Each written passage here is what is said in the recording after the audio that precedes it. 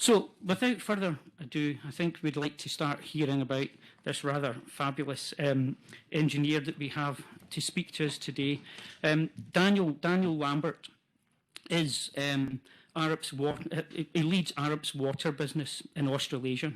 He's a founder and director of Key Water NGO and an officer in the Royal Australian Engineers.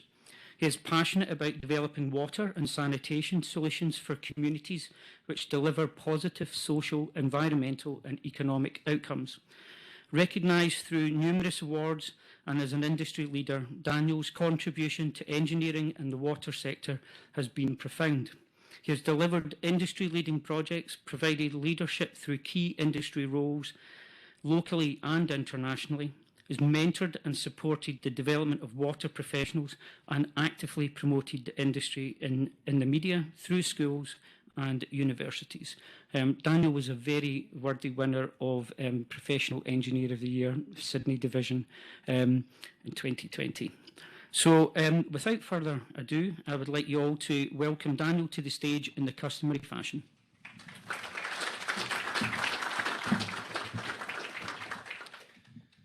Thanks very much, Greg, and it's actually wonderful to be here for this celebration. There's so many amazing engineers in the room, and first of all, I'd like to say congratulations to all of you. And I look back fondly on my fellow recognition a couple of years ago, and I'm going to talk a little bit about more about mentors and the impact they have later on. But it's wonderful to be able to celebrate this day with you.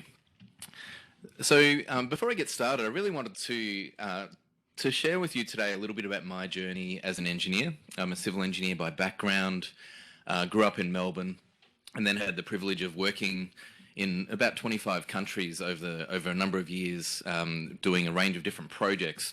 But I wanted to share on some of the lessons learnt and some of the things that really inspire me about being an engineer. So first of all, this photo is taken from Quito, outside Quito in Ecuador. When I finished university at Monash in Melbourne, I was fortunate enough to backpack around South America, and I ended up in Ecuador working with a not-for-profit, HCJB, doing water and sanitation solutions in remote Quechua communities. And at that stage, I'd just finished university. I'd learned a lot about how to solve problems, how to the importance of the technical aspect of engineering. But the important thing for this particular stage of my career had a profound impact on me in that planning, designing and building water and sanitation infrastructure in remote communities and seeing the impact in people's eyes and seeing how their lives were transformed really helped me to shift my thinking from engineering being just a technical discipline to being a discipline where we can have a huge social impact. And amazing people there, like there are in many different communities, and that social impact was something that has become a recurring theme in my life. It would be remiss of me, I noticed this up on LinkedIn yesterday, this quote about Prince Philip, and interesting timing, but Prince Philip once said a number of years ago in New Zealand, he said, "Everything not invented by God is invented by an engineer."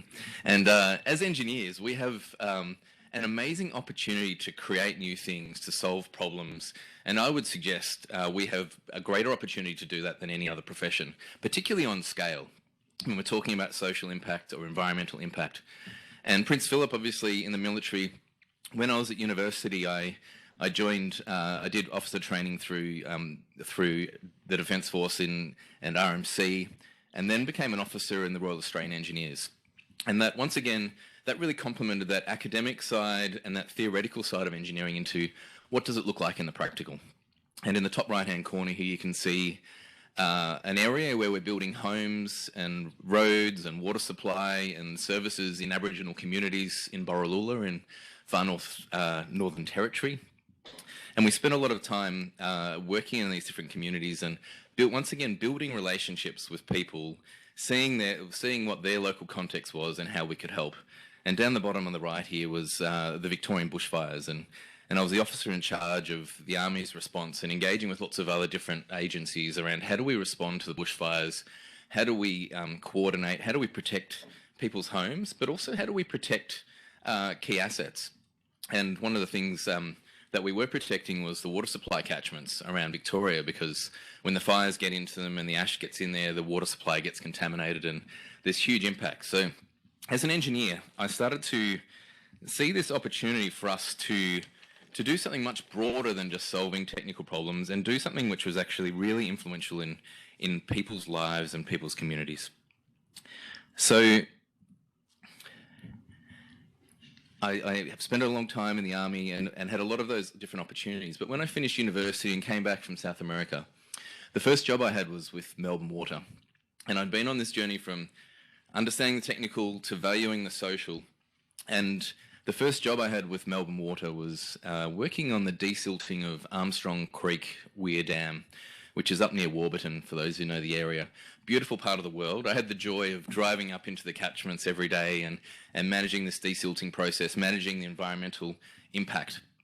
But there was a lot of considerations, like the rate that we lowered the weir level so that the platypus would swim upstream safely. So it then started to really dawn on me the deep impact that we have on the environment, and from a water perspective, obviously catchments and the outfalls and what do we do with water more holistically. But as engineers, everything we do has such a profound impact on the environment around us. And so from technical to social to environmental, I was starting to grasp the more holistic nature of what we do as engineers. And I talked a little bit before about the journey we've been on, and I wanted to share a couple of different mentors that I've had along the journey. And interestingly enough, Sir John Holland was one of them. And early in my army career, I met with him and he mentored me both from a military but also from an engineering perspective. My first boss at Arup, Borvin, and the doors, Borvin opened a lot of doors for me to take on challenges early in my career. And with all the fellows in this room and on the call, I really wanted to encourage you today, obviously reflect back on the amazing mentors you've had in your career to date, but how do we continue to open doors for the people coming through? How do we create new opportunities for them to solve the problems? Because I suspect many of you, like me, stand in wonder and amazement about the way that they're able to solve technical solutions, the way they're able to apply technology, and there's so much capability coming through behind us. And obviously the person on the right, well, not obviously, the person on the right is my dad, and he was actually an engineer, and the passion that we have impacts future generations. And I grew up with a dad who was very inspired about being an engineer, and the results are here in terms of that's passed off onto me in terms of my passion. And we've talked a little bit about those backgrounds, and after a few years at Melbourne Water and other firms, I had the privilege of joining a company called Arup. And some of you will know about Arup. Many of you know about it through the context really of Sydney Opera House and complex buildings and famous structures. But one of the things that drew me to Arup as an organisation was Ove Arup and his key speech. And he talked a lot about humanitarianism and the social conscience that we have, and the desire to work together with people with similar values to make a difference. And I saw that as something really inspiring. And I think if we're passionate about what we do, regardless of what firm we're in, regardless of what area of engineering we're in, we all have the opportunity to have an amazing impact. And through that social value and social usefulness, I obviously joined Arup and ended up doing a lot of work through different humanitarian causes. And this particular photo, it doesn't feel like that long, but obviously it has been. I was a lot younger and had the opportunity to travel to India with WaterAid and see the challenges that they're facing there. And one of the things that struck me was every situation, every context, every country, there's different problems, but there's always a solution. And we can always come up with an answer, but we need to engage, have empathy with people, understand their political context, understand the environment, and then develop solutions. And in India, for example, the government went through and put water wells in most of the villages, and they said, look, we've provided water supply to over 90% of our population. But those wells, most of them stopped working in 2 or 3 months. No one was trained to repair them. No one was given replacement parts. They didn't have funding. And how do we develop sustainable tools and sustainable approaches for what we're trying to deliver? As I mentioned earlier, I've been fortunate to work in a range of different countries and spent time living in Singapore, working around Asia. And this particular photo is to give you an idea of the contrast. So we talk about India and scarcity, and then in places like Cambodia, they deal with scarcity, but also in huge periods of too much water. And how do they manage that? How do we develop solutions? How do we think about that context and respond to it effectively? So obviously I'm passionate about humanitarian engineering, but also very passionate about what we can do in Australia and how we can respond to the urban challenges we face. In 2000, I joined Arup in 2005, and in 2007 I was given the opportunity to start a water team in Melbourne, in Victoria. And you can see on this photo some of the offices Arup has around the region, but at that time, I didn't know a lot about water technically, didn't have a lot of contacts, and Arup had no real, apart from in Adelaide, had no real track record in water in Australia. So I think that the reason I want to raise this point is at that point, sometimes we face these opportunities we have in our career, and we can either sit there and say, well, this is too hard, or I'm not qualified, or we can jump in the deep end and take risks and trust people around us and step out of our comfort zone. And stepping out of my comfort zone into that context, I quickly worked out that at the time Victoria was in a drought. There were challenges around the Murray-Darling Basin. Water recycling was not something that had been done commonly, and so we started to develop a strategy around what are the emerging needs and challenges for the community, and how do we respond differently. And that approach and that thought leadership played out over a number of years. But the project on the right here, for example, many cities around the world suffer from wastewater overflows and the impact in the waterways. And we've worked with Watercare and contractors to develop the largest wastewater project ever delivered in Auckland, which is a 1.2 billion wastewater tunnel. And you can see here the impact that has on a community in terms of reducing wastewater overflows, etc.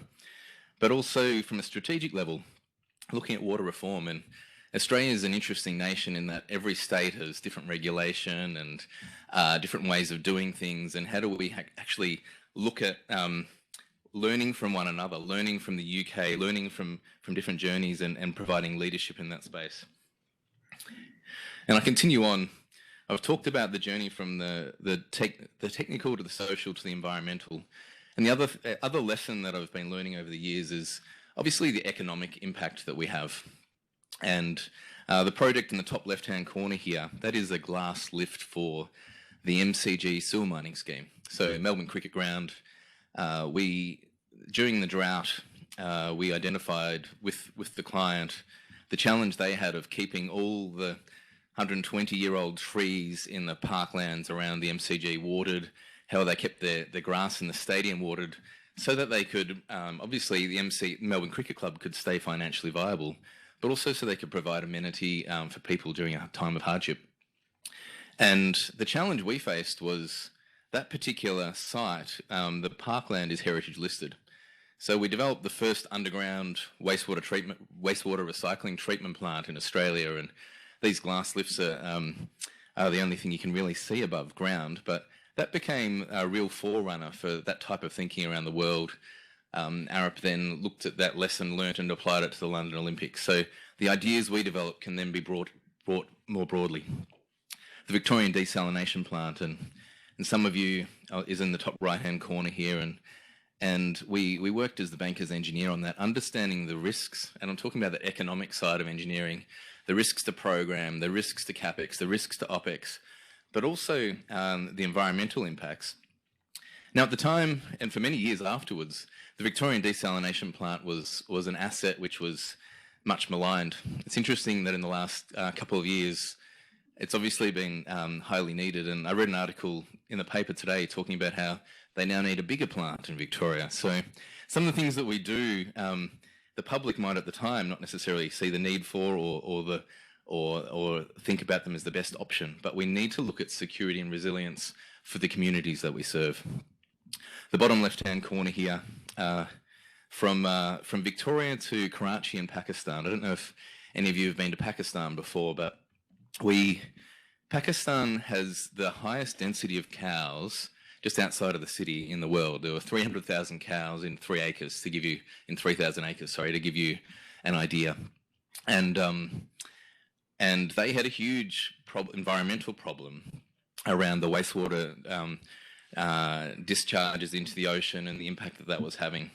And so we went over there with the World Bank and not only looked at the environmental problem, but looked at, well, how can we create a positive outcome out of this? And so we identified and developed the strategy for a privately financed waste-to-energy facility that took all the manure from all the cows, plus took food waste from the city to have a co-digestion facility. And so not only was that solving the environmental problem, but Karachi has huge issues with brownouts, so you're helping to solve the power and the electricity problem in the city. And this last picture on the right here is from Jurong district in Singapore. And the cities that we're in all face different challenges, as I said. And Singapore has a huge population on a small island, very hot, very humid. How do we develop placemaking solutions there, and what role does water play? And in terms of urban cooling, in terms of livability, in terms of green space, in terms of vertical gardens, and thinking about the context and the people we're dealing with and working with them to develop bespoke solutions is really important. So, as we're all aware, we've faced huge diversity of challenges over the last 12, 18 months in New South Wales and in Australia and globally, but it's pretty phenomenal to think about. We had bushfires, then we had drought, then we had flooding, then we had COVID.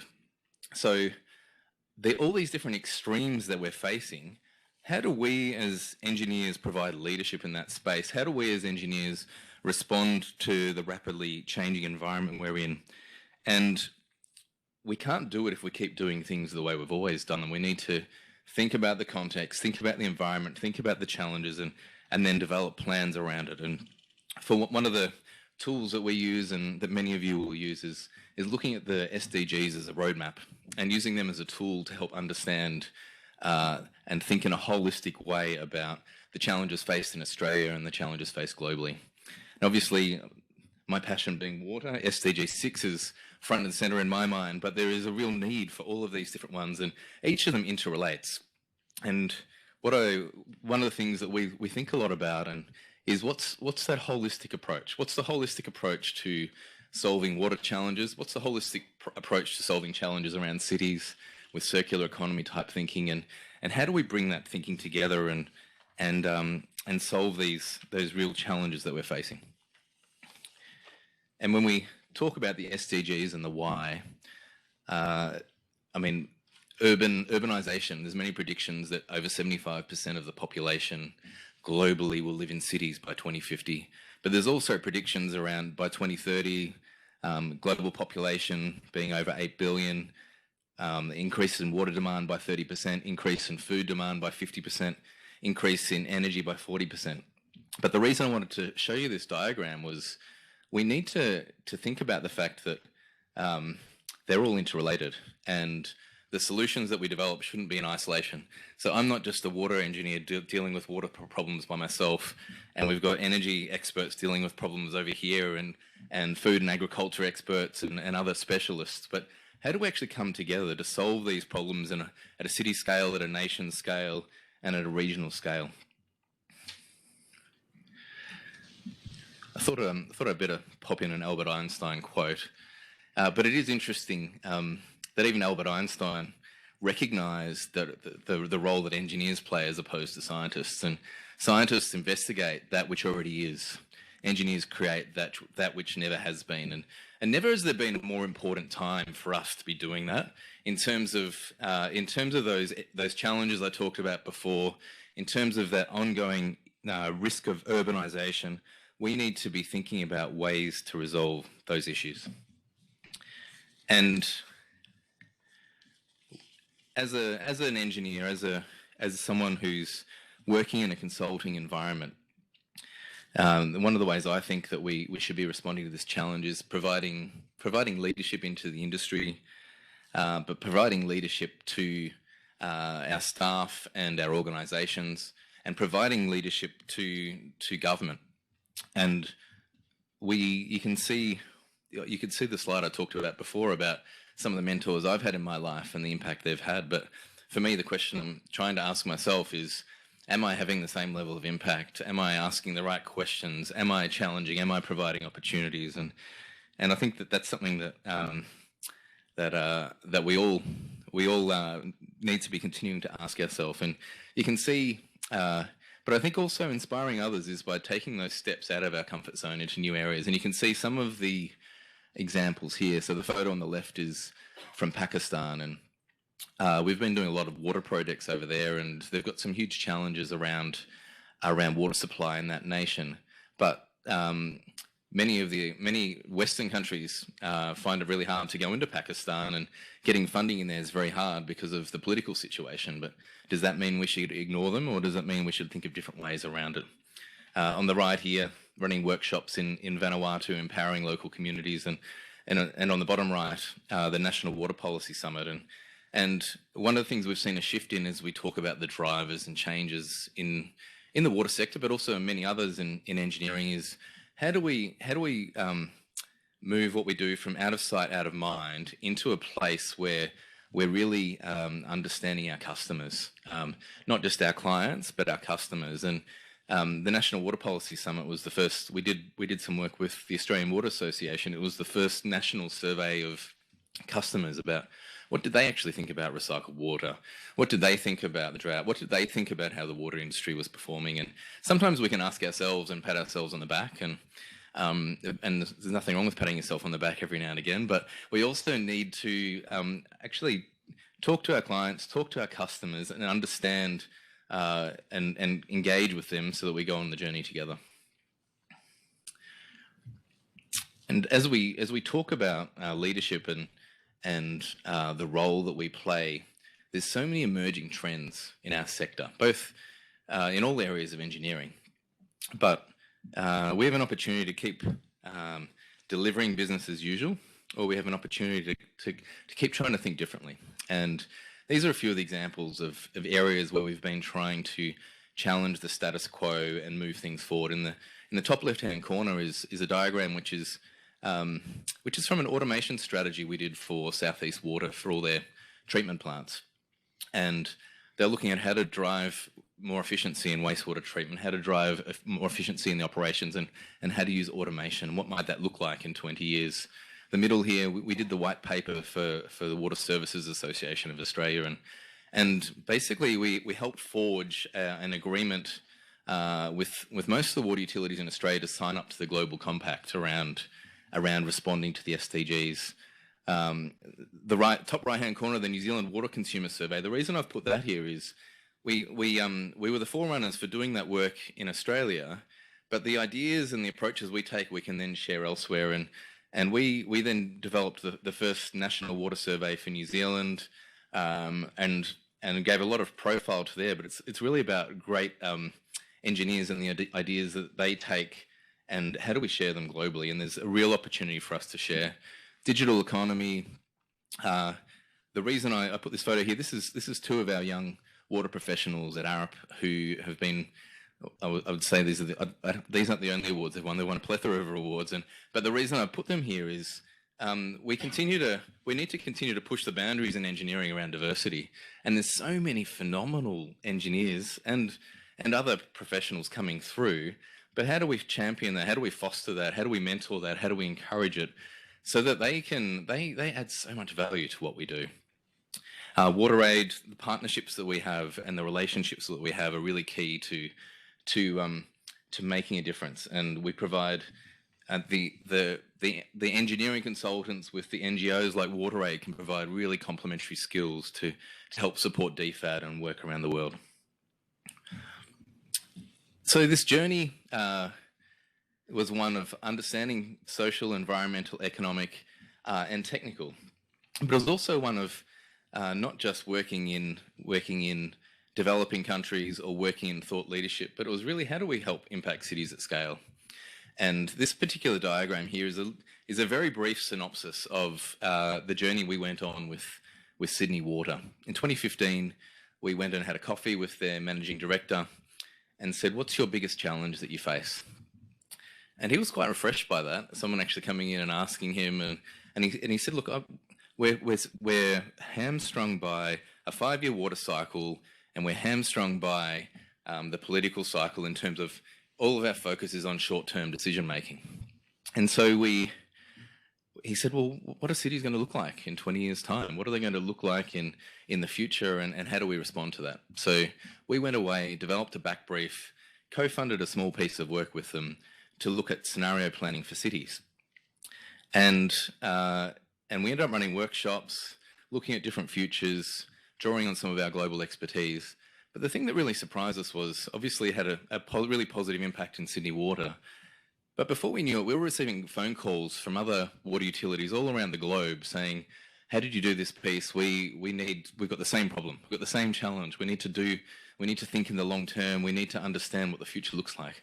So we ended up rolling out that study around the world and taking Australian knowledge and sharing it in other nations.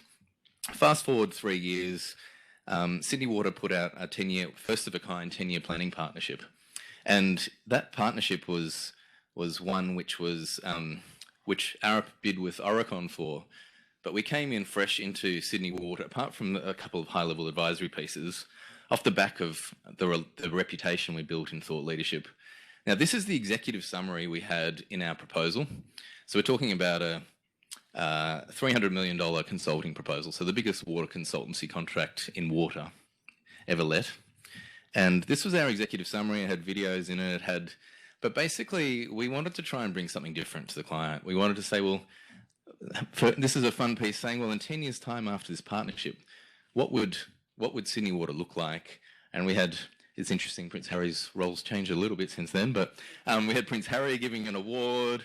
We had Sydney Water MD predicting a bright future, all sorts of different fun things. But it really got their attention, and a lot of it was because we were listening to the client saying, we want to have partnerships, we want to collaborate, we don't want to have a transactional, traditional consulting model, we want to have a relational one. And that's starting to evolve in a lot of different areas of engineering. And how do we evolve from traditional, transactional to relational and partnerships is key. And from my perspective, regardless of what the contract is, we should be trying to push down that path, because that's where you deliver the best outcomes and that's where you build the best trust.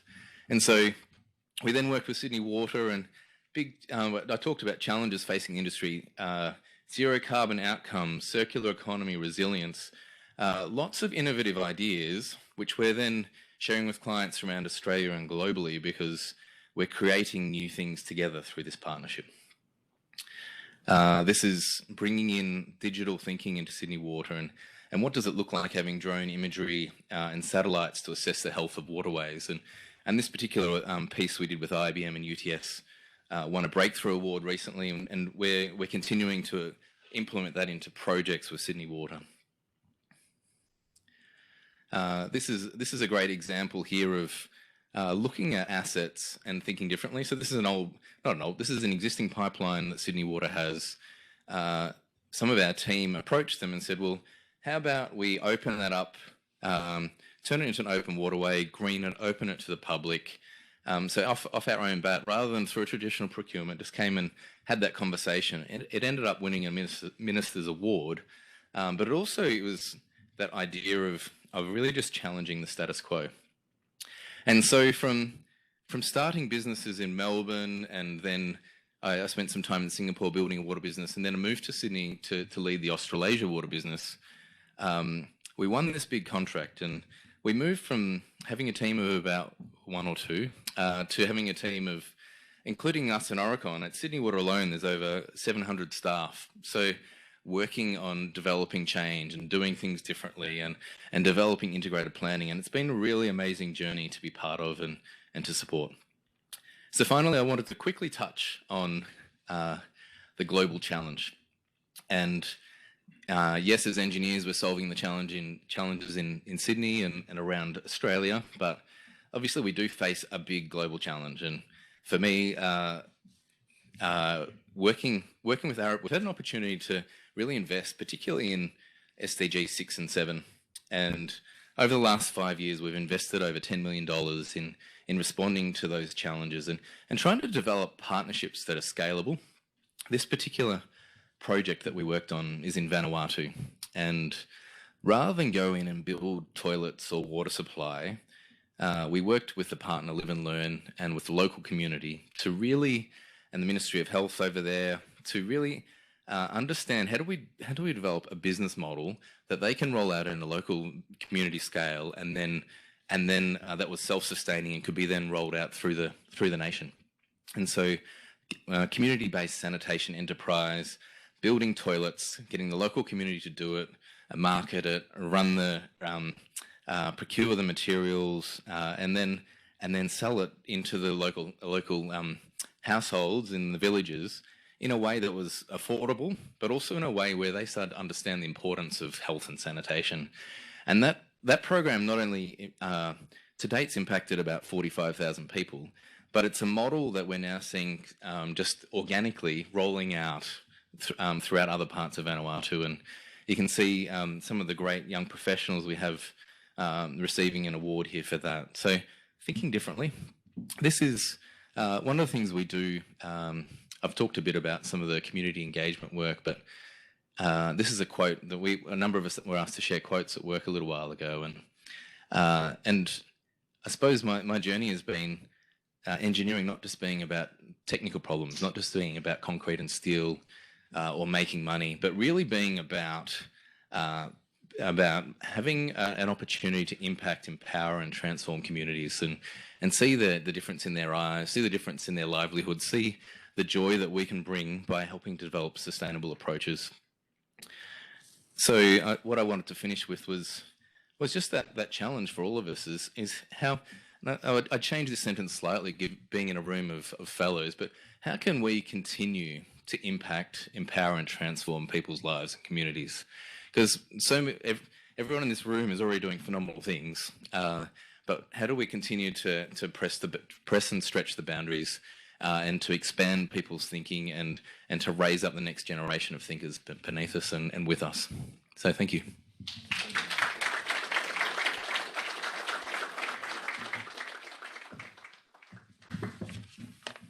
Hopefully this picks up without me taking the microphone from Daniel. Thank you very much for that, Daniel. That's right. We have probably about 5 minutes or so for any questions there are from anybody in the audience. Because we've only got 5 minutes, please keep them as questions rather than a monologue. That would be really appreciated. If there's anybody in the room who's got a question for Daniel, please just stick your hand in the air. If there's not, I might pick on somebody. Jazz. How many organisations have you come across that are actually using the SDGs as a framework? Good question. I think it's becoming very prevalent in government. If I talk from an Australian context, it's becoming very prevalent in government. A lot of the major consultancies are using it as a tool. There's probably various levels of maturity in terms of how it's being used. I mean, we're trying to go down the path at the moment of how do we measure the impact on the SDGs on every project, and how do we then start to develop tools to communicate that with clients and internally, because it can be used as a tool to really celebrate the impact we're having rather than just, I designed a good sturdy bridge. What is the broader impact? So it's a really important tool, I think. Anybody else? In terms of a lot of what you were discussing, the interface, obviously water and power is, quite a strong nexus between the two. In terms of the community work, are you often within your organisation very integrated within the power team to be able to renewable systems with pumping networks and filtration and all the rest of it? That expertise needs to combine, not be in a silo. And how do you find that within Arup? That's a fantastic question. I think you're spot on. The synergies and the interrelationship between water, energy, waste, environment, sustainability we need to stop thinking about ourselves separately. We actually restructured our business probably 3 years ago to bring those different businesses together to try and to get more collaboration and better thinking.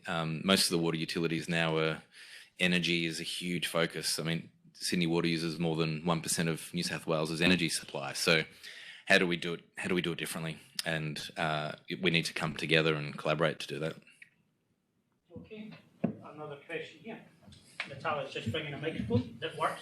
Thanks very much for your talk, Daniel. I particularly appreciate it because I've worked in 26 countries now as an engineer and management consultant. But a question I wanted to ask you, which is really personal to me, does your company have a social development division or an international development division? Because when I've worked with your competitors, they've often put me in their social development division or their international development division. So, as in separate from the rest of the business? Is that what you're? Well, and often working with the rest of the business. Yeah. So we do have an international development business, and they provide a lot of strategic advice around policy and strategy and planning and engagement with government, and then they draw on the water and energy and transport and other specialist capabilities to deliver technical outcomes. But I think it's important for all of our firms to be looking at how do we invest in areas that are helping with the global challenges. Yeah, particularly the SDGs. Yeah, that's right. Thank you. Anybody else in the room? We've got time for one more. There's one. If there's not enough, apologies to those of you online for not being able to engage in this particular bit. But if you do have any questions for Daniel, I'm sure he'll be willing to answer those in person after here, or maybe even online with people afterwards. That'd be really good. Okay. Well, thank you very much, Daniel. Thanks, Greg. If you could all join me.